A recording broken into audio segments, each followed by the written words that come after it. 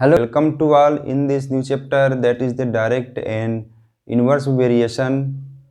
So this chapter is very important for your all the exams, and it is related to your further classes in your competitive exams. It is also helpful for you. So I want to say that everyone understand carefully their concept and revise your previous knowledge regarding to your different chapter and related to also these chapters.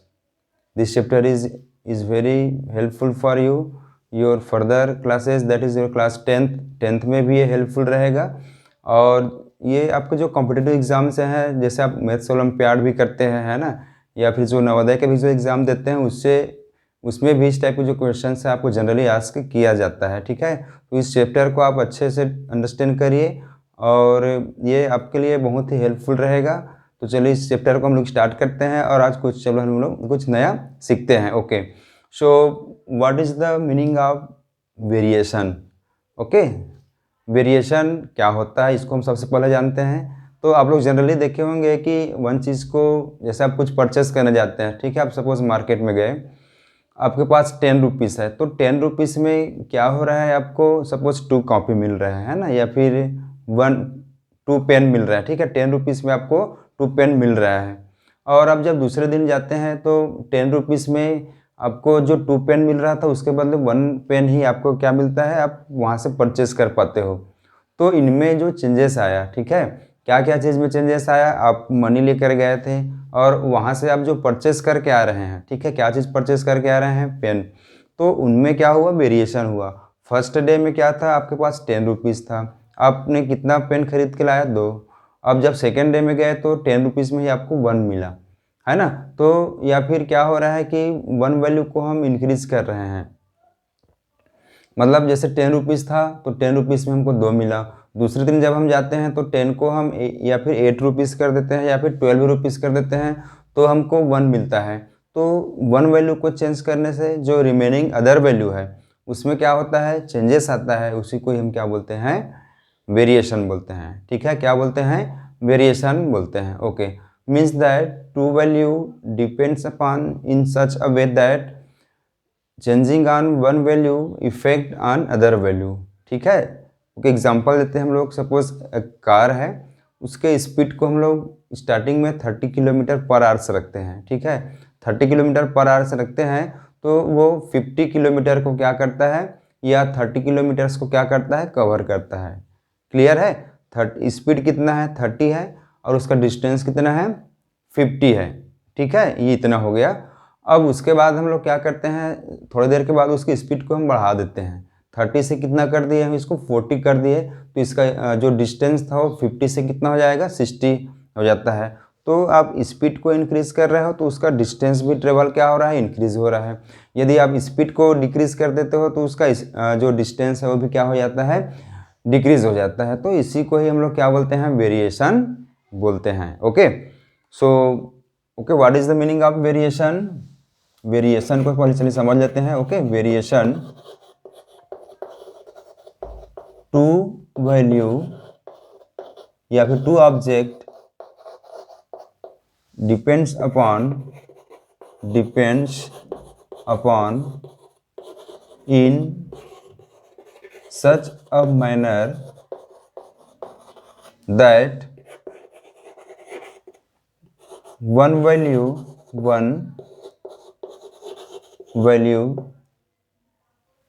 okay, if we change in such a manner that if we change in one object, okay, if we change in one object, then second object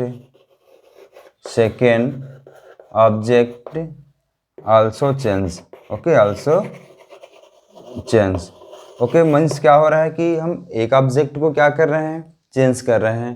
कोई सा भी जो one object को या फिर value को change कर रहे हैं तो सेकेंड वैल्यू में भी क्या हो रहा है, चेंजेस आ रहा है, तो that is the variation. Okay, example लेते हैं इसमें, तभी अच्छे से क्लियर हो पाएगा। एग्जांपल के लिए, okay, suppose speed of car and distance, ठीक है, एंड डिस्टेंस, इनमें दोनों में क्या रिलेशन है। ओके, सपोज फर्स्ट कंडीशन के लिए स्पीड हम लोग लिए S1 30 kilometre per hours, then distance कितना हो रहा है 40 किलोमीटर है, ठीक है, फर्स्ट केस में।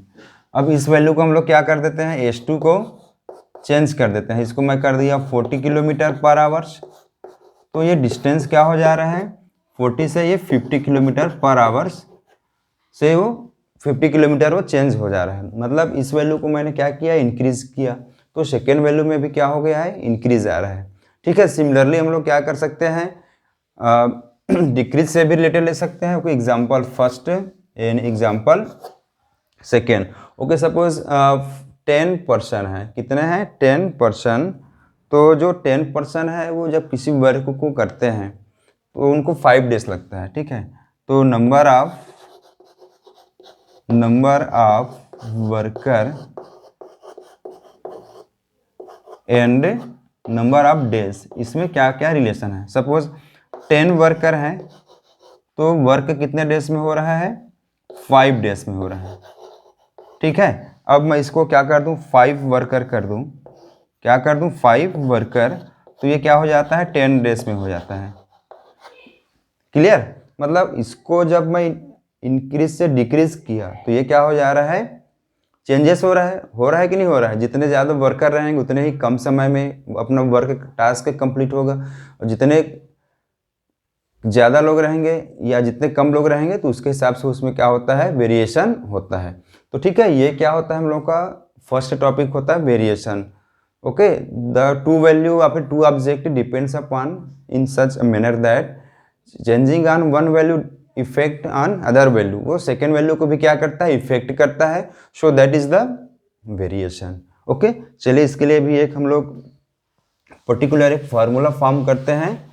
ओके, देन समझते हैं कि what is variation and okay there are 2 types of variation. Okay, हम लोग के सिलेबस में वेरिएशन 2 टाइप्स का होता है। तो types of variation, okay, variation first one क्या होगा, डायरेक्ट होगा, okay, direct variation, and second one is indirect variation. Okay, in direct और इनवर्स भी बोलते हैं, इसी को ही क्या बोलते हैं हम, इनवर्स। ओके, ये 2 टाइप्स के जो वेरिएशन होता है इसको आपको अच्छे से समझना है, क्लियरली आपको अच्छे से क्लियर हो ये चीज़ें।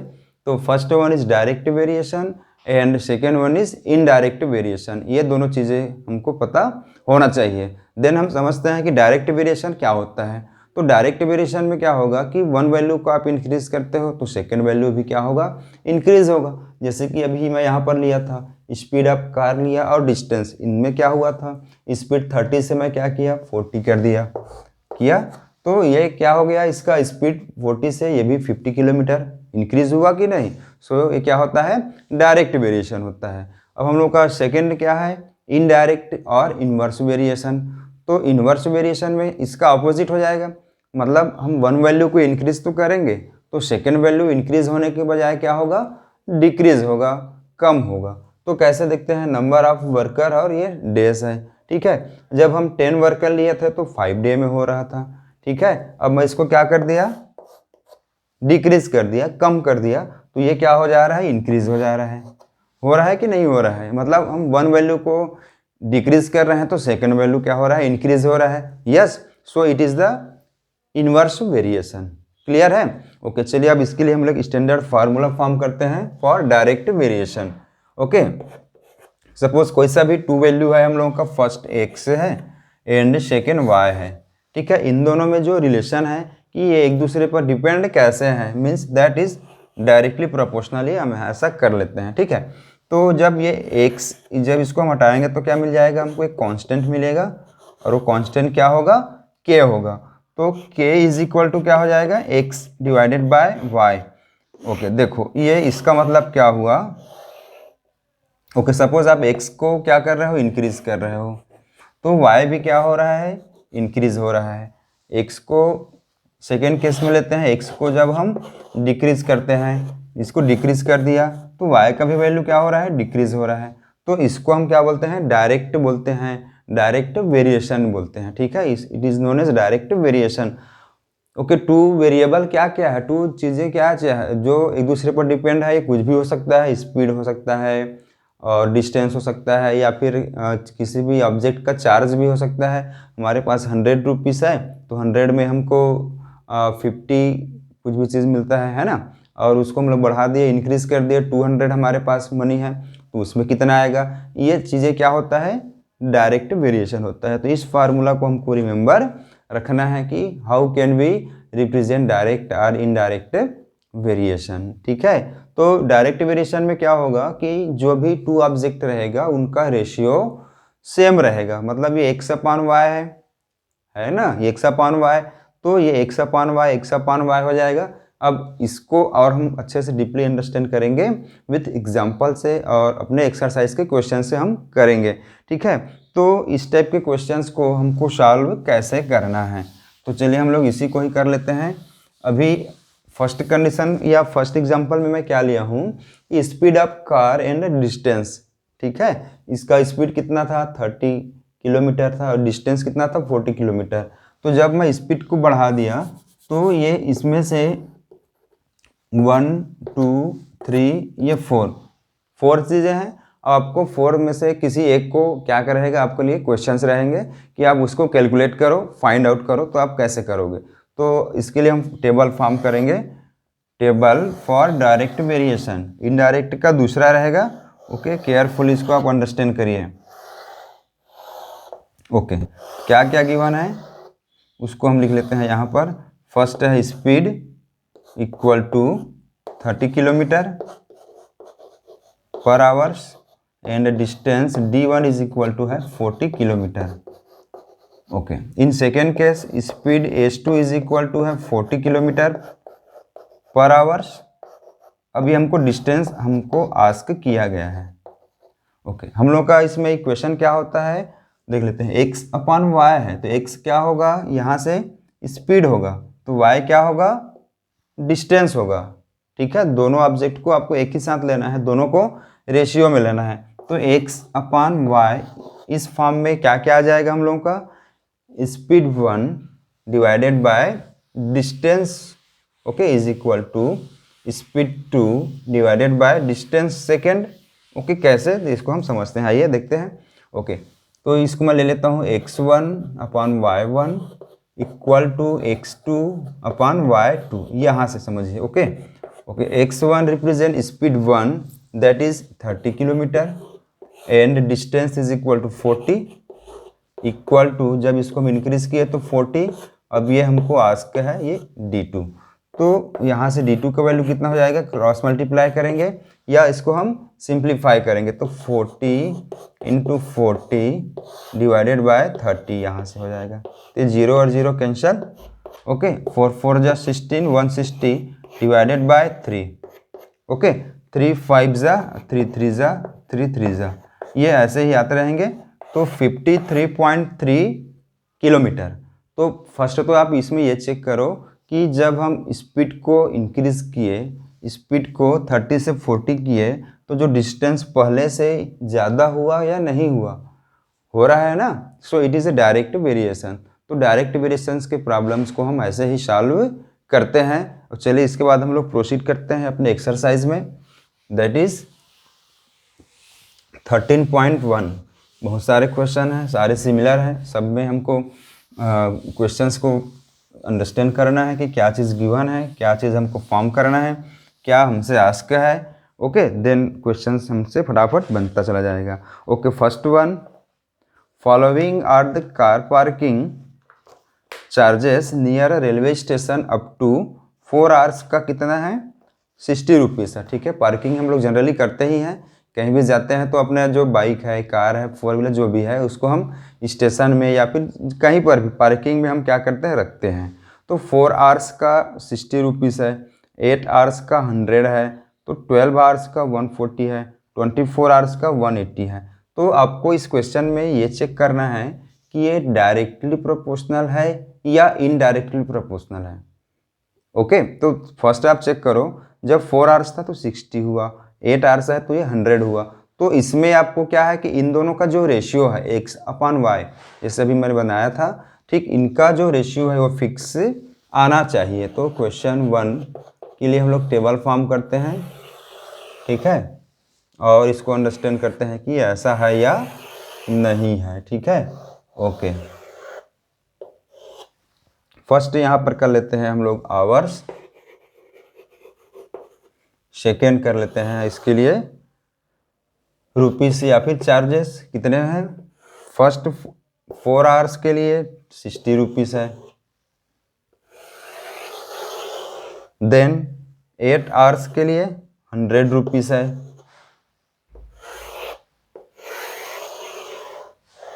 कंटिन्यू करते हैं ऐसे ही। एक बार और टेबल बना लेते हैं, फिर यहाँ से ये हमको वैल्यू फाइंड आउट हो जाएगा। ओके, 12 आवर्स के लिए कितना है 140 है, 24 आवर्स का कितना है 180 है। ओके, तो इसको हम चेक कैसे करेंगे कि ये डायरेक्टली है या इनडायरेक्टली है। तो ये तो डायरेक्टली तो है कि इन दोनों का वैल्यू क्या हो रहा है, इसको आप इंक्रीज किए, 4 से 8 किए तो ये भी बढ़ा, 8 से 12 किए तो ये भी इंक्रीज हुआ। तो चलिए हम इसको चेक करते हैं। तो हाउ x अपॉन वाई मतलब x1 y1 equal to x2 upon y2।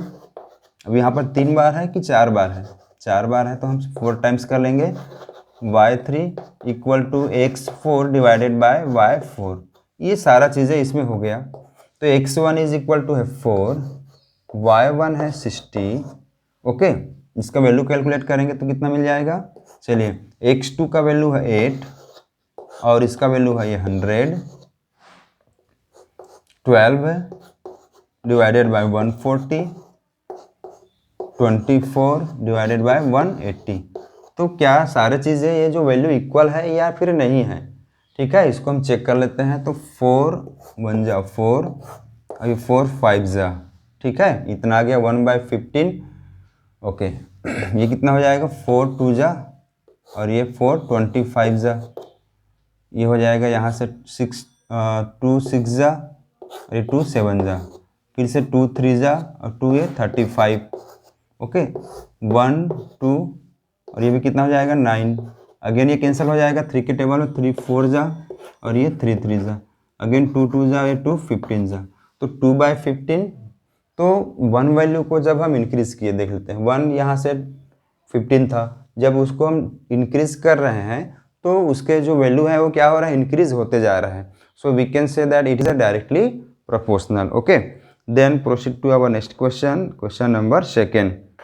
A mixture of paint is prepared by mixing 1 part of red pigment, okay, with 8 parts of base in the following table.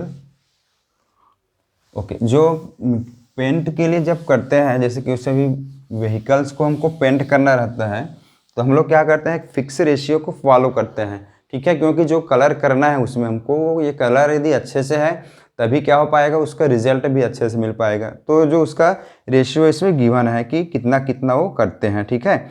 Okay, अब इसमें ask है कि जब red pigment 1 है तो part of base कितना 8 है, तो 4 के लिए कितना आएगा, 7 के लिए कितना आएगा, 12 के लिए और 20 के लिए कितना आएगा। तो इसमें हमको ये कंसेप्ट पता होना चाहिए कि जब भी डायरेक्ट वेरिएशन की बातें होता है तो दोनों का रेशियो क्या होता है, कांस्टेंट होता है, ठीक है, क्या होता है, कांस्टेंट होता है। तो यहाँ पर यदि हम करें क्वेश्चन 2 की बात, तो x अपॉन वाई बहुत सारे कितने 1 2 x2 ये y2 इक्वल टू x3 और ये क्या हो जाएगा y3 x4 और ये y4 हो जाएगा, ठीक है।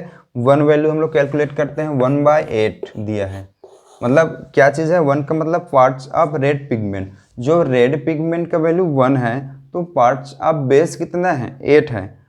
सिमिलरली जब 4 रहेगा, मतलब जब x2 का वैल्यू 4 है तो y2 हम कैसे कैलकुलेट करेंगे, बाय क्रॉस मल्टीप्लाई से। तो y2 into 1 y2 and 4 into 8 32, तो इसका वैल्यू कितना हुआ 32 हुआ, यस और no. Okay, similarly what is the value of x3, तो यहाँ से y3 का वैल्यू ये y2 का वैल्यू इतना मिल गया। ओके, x3 का वैल्यू गिवन है तो इससे हम कंपेयर कर सकते हैं 1/8 equal to okay 1/8 equal to 7/y3। Okay so y3 equal to, जब y3 कर लेंगे तो कितना हो जाएगा 8 इंटू 7, 8 इंटू 7 इक्वल टू 56 हो जाएगा। कितना हो जाएगा 56।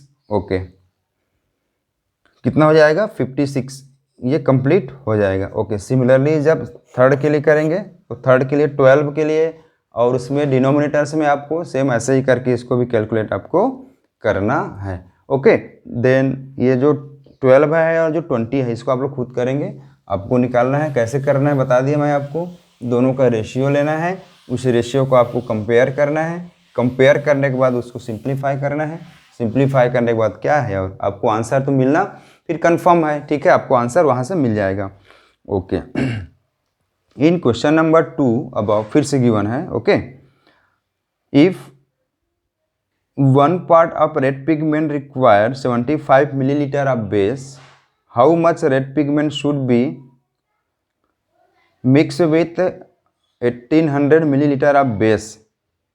Okay, 1 part of red pigment requires 75 milliliter of base. How much red pigment should be mixed with 1800 milliliter of base? Okay, जो क्वेश्चन उसमें हमको आस्क कर रहा है उसी के से रिलेटेड ही हमको क्या करना है, टेबल फॉर्म करना है। ठीक है, क्या क्या चीज़ में इसमें टेबल गिवन है। जब रेड पिगमेंट 1 है तो उसके लिए हमको कितना मिलीलीटर लग रहा है, और जब सेकेंड केस के लिए ये बोला जा रहा है कि कितना रेड पिगमेंट रहेगा जब वो लीटर गिवन रहेगा। ठीक है, तो रेड पिगमेंट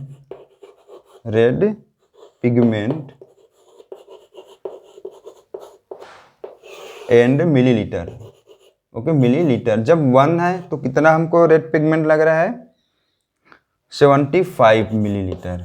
ओके तो ये वैल्यू हमको पूछा जा रहा है कि क्या होगा। ओके देन क्या हो जाएगा 1800 मिलीलीटर ये रहेगा।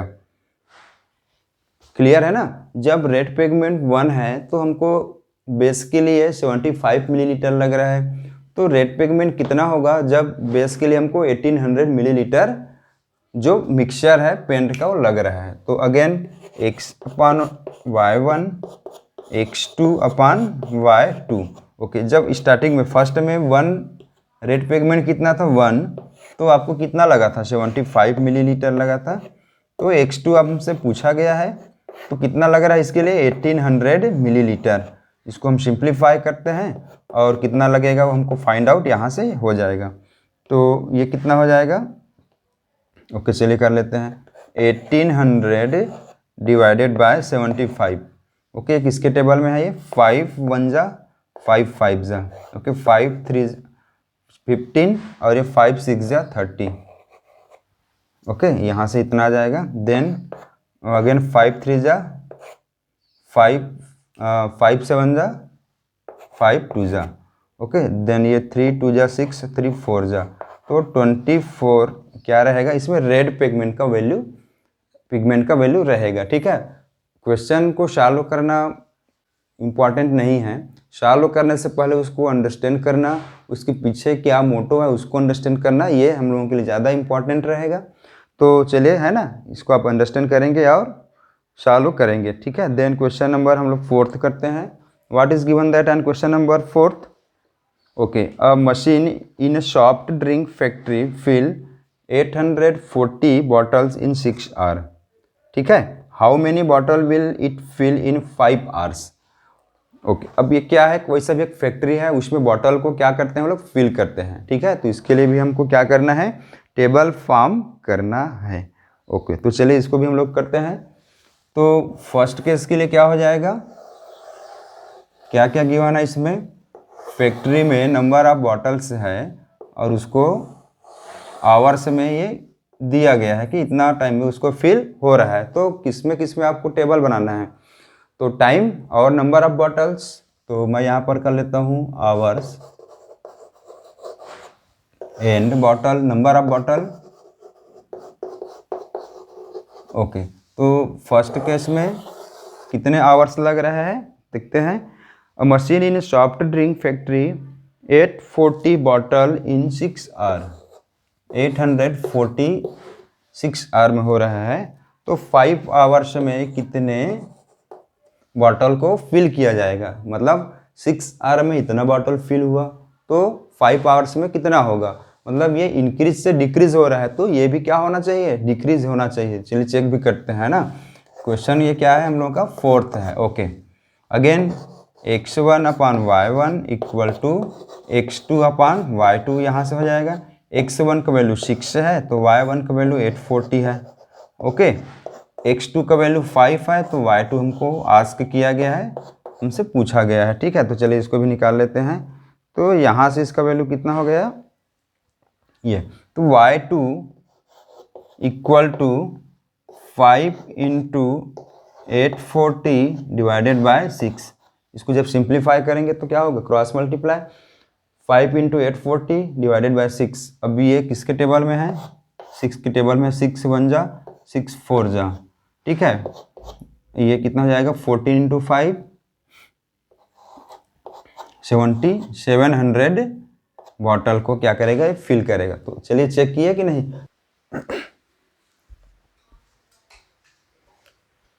Okay, then proceed to question number 6. In a model of a ship, the mast is 9 centimeter high, while the mast of the actual ship is 12 meter high.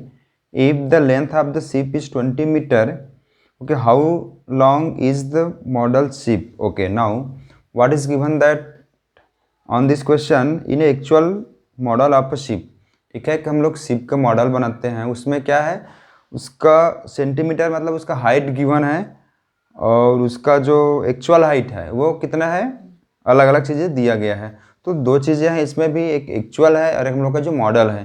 तो इनमें जो वेरिएशन आ रहा है उसके लिए हमको क्या करना है, कैलकुलेट करना है। ठीक है, हाउ कैन वी कैलकुलेट, चलिए इसको भी करते हैं क्वेश्चन नंबर 6 की बात। ठीक है, सो ऑन क्वेश्चन नंबर 6, इसके लिए जब हम टेबल ड्रॉ करेंगे तो क्या हो जाएगा, द मास्ट इज, ओके, मास्ट का हाइट कितना है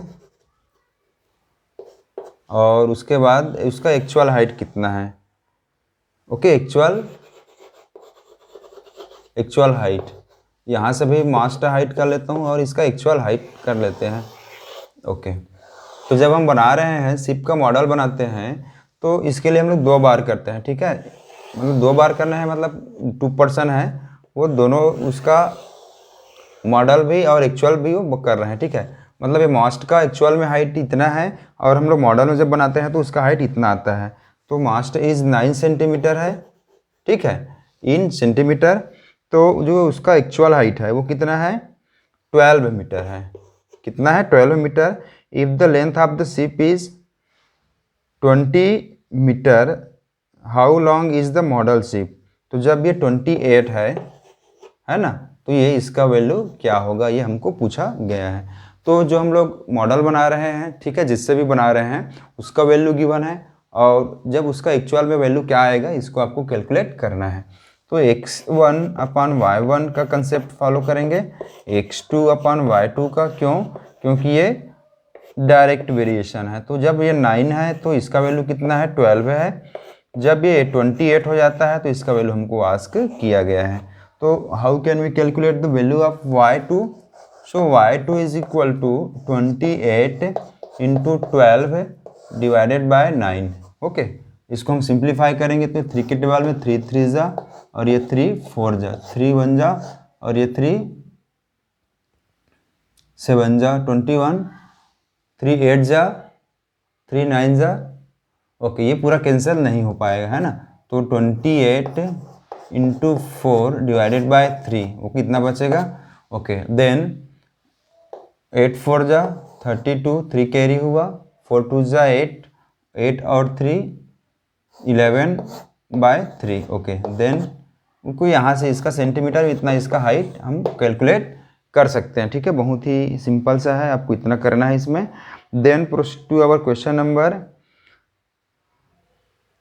ओके, ठीक है, क्वेश्चन नंबर 7 ये आपके लिए रहेगा। क्वेश्चन नंबर 7 को आप खुद करेंगे, ठीक है, आपको सेल्फ करना है। मैं क्वेश्चन नंबर 8 कराता हूँ और उसके बाद 9 भी आपके लिए रहेगा। क्वेश्चन नंबर 10 करेंगे, देन ये एक्सरसाइज हम लोग का कंप्लीट होगा। और इसके बाद भी कुछ क्वेश्चंस रहते हैं तो फिर हम लोग we are always ready. Okay, so question number 8 की बात करते हैं। What are given that on question number 8? Okay, Rashmi has a road map with a scale of 1 centimeter representing 18 kilometer. She drives on road for 72 kilometer. What would be her distance cover in the map? ठीक है, 1 centimetre कितना को represent करता है? 18 kilometre को। और ये जब 72 की बातें होता है ना, तो हम इसके लिए टेबल कैसे बनाएंगे, ये चीज़ ज़्यादा इंपॉर्टेंट है। फर्स्ट तो क्या क्या चीज़ को आपको लेना है, तो जो जो चीज़ें इसमें गिवन रहेगा वेरिएबल रहेगा, जो एक दूसरे पे डिपेंडेंट रहेगा, उसी चीज़ को हमको क्या करना रहता है? कंसीडर करना रहता है। ठीक है, तो चलिए इसके लिए हम लोग बना लेते हैं। ओके, तो स्केल एंड डिस्टेंस। ठीक है, डिस्टेंस, तो ये जो स्केल है वो सेंटीमीटर में है और एक्चुअल में जो डिस्टेंस है वो किलोमीटर में है। जब हम मैप बनाते हैं तो उसमें हम 2 किलोमीटर का तो मैप हम बना नहीं सकते, इतना पॉसिबल तो नहीं है कि इतने हम बड़े बड़े बना सके, तो उसको हम स्केल से रिप्रेजेंट करते हैं। ठीक है, तो इसमें भी यही किया गया है। तो जो 1 सेंटीमीटर है वो कितना को रिप्रेजेंट कर रहा है? 18 किलोमीटर को। So C drives on road for 72 kilometre, तो ये कितना ये रिप्रेजेंट करेगा, ये हमको कैलकुलेट करना है। ठीक है, तो अगेन यही कर लेंगे हम लोग, x1 upon y1 equal to x2 upon y2 करते हैं। ठीक है, ओके, तो 1 सेंटीमीटर इज इक्वल टू 1 है, तब ये 18 को रिप्रेजेंट कर रहा है। और ये कितना को रिप्रेजेंट करेगा, तो इसको हम ले लेते हैं x2, और जब ये कितना है 72 की बातें हैं। ठीक है, ओके, क्लियर हो रहा है ना आप सबको ये कि क्या करना है? 1 सेंटीमीटर 18 किलोमीटर को रिप्रेजेंट करता है, तो 72 किलोमीटर कितने सेंटीमीटर को रिप्रेजेंट करेगा? बट किसमें? मैप में, जो रोड का मैप है उसमें कितना को रिप्रेजेंट करेगा, ये हमको कैलकुलेट करना है। चलिए कर लेते हैं, क्रॉस मल्टीप्लाई करेंगे तो x2 इज इक्वल टू क्या हो जाएगा? 72/18 होगा। ठीक है, तो ये किसके टेबल में है? ये 3 टेबल में, 3 6 जा, और ये 3 2 जा, 3 4 जा, देन 6 1 जा, 6 4 जा, तो x2 इज इक्वल टू कितना हो जाएगा? 4 सेंटीमीटर। 1 सेंटीमीटर 18 को रिप्रेजेंट करता है, तो जो 72 किलोमीटर है वो कितना को रिप्रेजेंट कर लेगा? 4 सेंटीमीटर को। ठीक है, okay, question number 9 is again for you. आप लोग खुद करेंगे इसको, और खुद करने के बाद कुछ क्वेश्चंस वगैरह हैं तो उसको आप आस्क कीजिए, वहाँ से कुछ क्वेश्चन अराइज हो रहा है तो डाउट रहेगा तो बिल्कुल हम सॉल्व करेंगे, नेक्स्ट क्लास में डिस्कस भी कर लेंगे। ओके, लास्ट क्वेश्चन हम करते हैं और इस वीडियो को भी यहीं पर एंड करेंगे। So our last question from this 13.1। Okay, a loaded truck travel 14 kilometre in 25 minute, if the speed remain the same, how far can it travel in 5 hours? ठीक है, अब ये क्वेश्चन नंबर, ठीक है, क्वेश्चन नंबर 10 हमको क्या करना है? कैलकुलेट करना है। Okay, what is given that? A loaded truck travel distance D1 कितना है? 14 किलोमीटर व्हेन टाइम, ठीक है, टाइम कितना है? टाइम को T1 से लेते हैं, 25 मिनट है। ठीक है, ध्यान रखेंगे।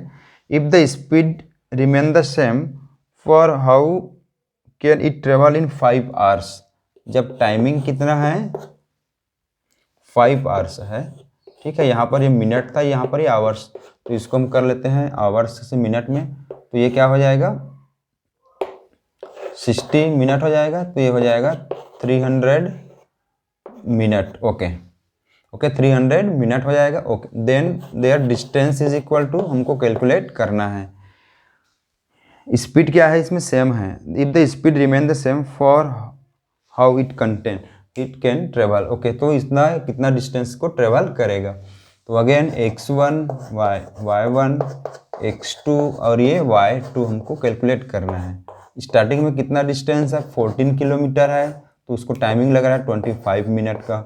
अब ये इसका जो डिस्टेंस है आपको कैलकुलेट करना है, जब वो टाइमिंग ले रहा है 300 मिनट का। 5 आवर्स है, उसको आवर्स को हम लोग क्या कर लेंगे? Minute. 60 minute is equal to 1 hours, तो कर लिए उसको, है ना? तो 60 minute, minute and minute cancel out, तो यहाँ से we can calculate their value. x2 is equal to 300 into 14 divided by 25. Okay, 5 5 जा और ये 5 6 जा. ओके, देन अगेन 6 1 जा 6 6 2 जा, ये 62 इंटू 14 ये इसका वैल्यू हो जाएगा. ठीक है, मल्टीप्लाई करते हैं, 8 हो गया, 2 इस कैरी हुआ. ओके, 14 इंटू 6 करते हैं तो कितना हो जाएगा, 6 4 जा 24, 6 2 जा 6 1 जा 6 और 6 2 है 84, 84 और 2 86. तो 868 किलोमीटर डिस्टेंस को ट्रेवल करेगा जब उसका स्पीड सेम रहेगा, और टाइमिंग कितना लेके उसके लिए 300 मिनट का. हम यहाँ पर ये भी चेक कर सकते हैं कि ये डायरेक्ट वेरिएशन से है या फिर नहीं है. देखो, जब हम वैल्यू को चेंज कर रहे हैं, है ना, टाइमिंग को चेंज किए तो डिस्टेंस भी क्या हो गया, चेंज हो गया.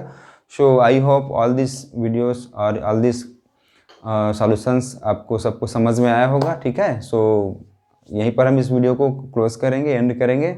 एंड भी अब इस वीडियो को लाइक नहीं किया तो बिल्कुल लाइक कर लीजिए और अपने फ्रेंड को भी शेयर करिए. Okay, and be ready for your other chapters और other exercise. Okay, again thanks for watching this video.